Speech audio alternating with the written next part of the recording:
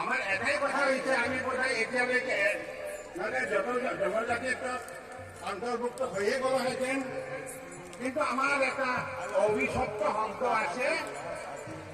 এই শব্দটো থকাৰ কাৰণে, এটা ৰাজবংশী শব্দ থকাৰ কাৰণে আমি এছটি হ'ব পৰা নাই।